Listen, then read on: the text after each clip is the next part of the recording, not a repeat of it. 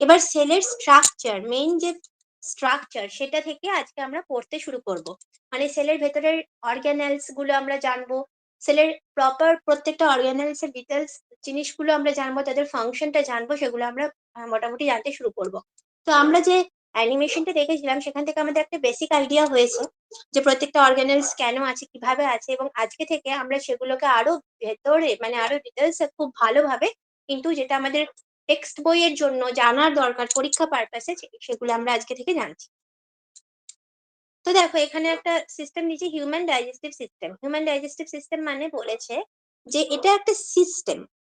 আমাকে একটু হায়ারার্কিটা বলতে পারবে? সেল থেকে আমরা অর্গান সিস্টেম অব্দি কিভাবে ধাপে ধাপে এগোবো, এটা আমাকে বিকশিতা বলতে পারবে? যে আমি সেল থেকে শুরু করে অর্গান সিস্টেম অব্দি, অঙ্গতন্ত্র যেটাকে আমরা বলি বাংলায়, কোষ থেকে শুরু করে অঙ্গতন্ত্র অব্দি কি করে যাব, স্টেপস গুলো বলো। কোষ, হুম কলা, অঙ্গ, হুম তন্ত্র, তারপরে জীবদেহ।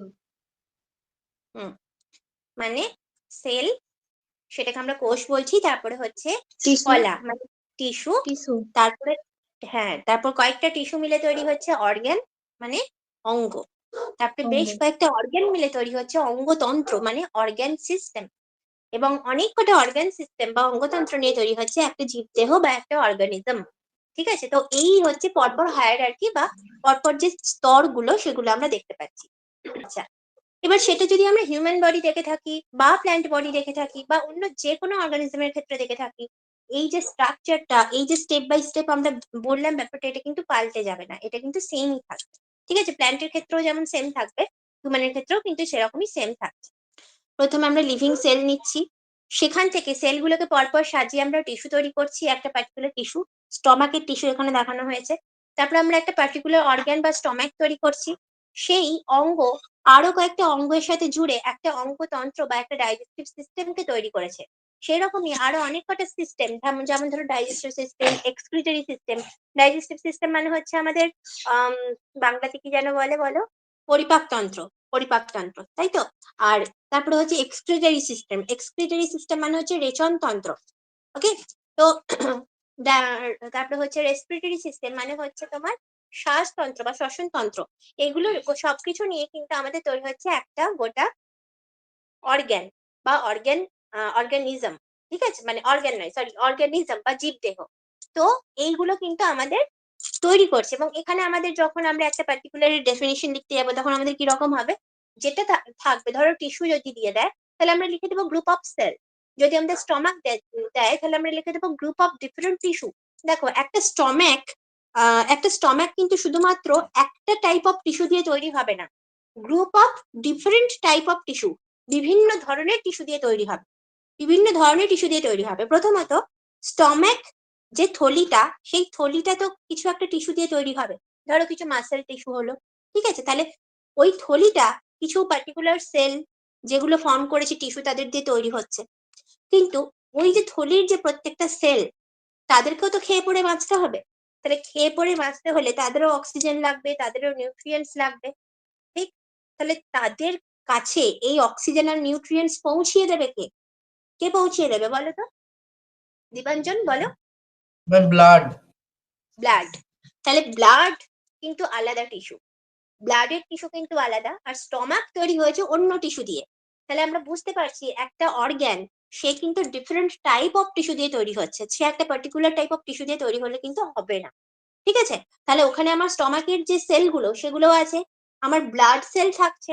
আবার অনেক সময় কি হয় যে বিভিন্ন অর্গ্যান না বিভিন্ন জিনিস তারা কন্ট্রোলড হয়, যেমন নার্ভ, নিউরনস থাকে, নার্ভাস একটা রেগুলেশন মেনটেন হয়, তার মানে আমার ওখানে নিউরন সেলগুলো থাকবে, সেগুলো আবার অন্য কোনো একটা টিস্যুর পার্ট, নিউরাল টিস্যুর পার্ট সেগুলো।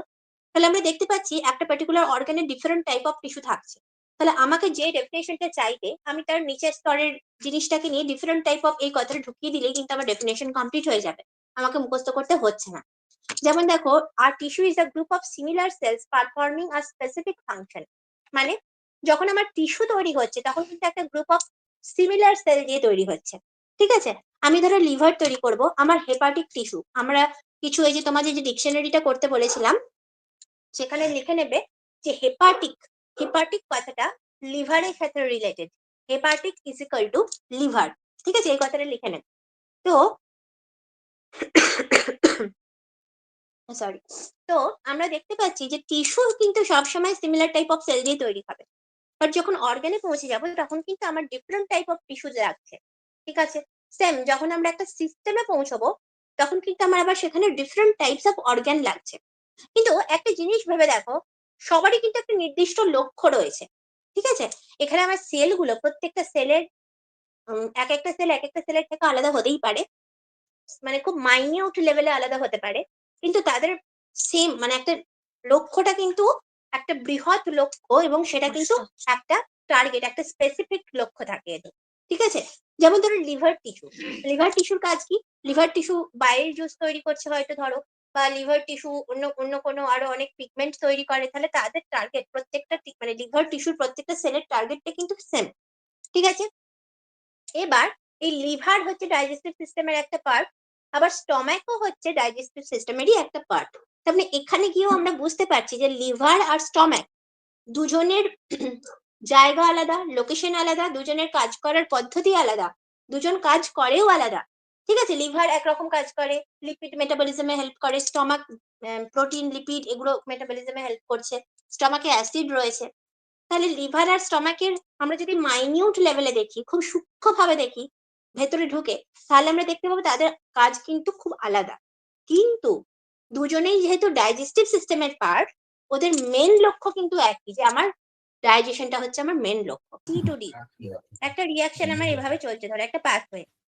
তাহলে একজন ধরো এ টু বি টা করছে, আর একজন ধরো সি টু ডি টা করছে, তাদের রিয়াকশন তো আলাদা। একজন এ থেকে বি তে কনভার্ট করছে, একজন সি থেকে ডি তে কনভার্ট করছে, বাট তাদের প্রত্যেকের ফাইনাল রেজাল্ট কি?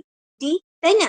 তাহলে আমরা যদি ওভারঅল দেখতে চাই তাদের রোল কিন্তু মোটামুটি এক, কিন্তু যদি আমরা মাইনিউটলি দেখতে চাই, সূক্ষ্মভাবে দেখতে চাই, তাহলে কিন্তু তাদের রোল আলাদা।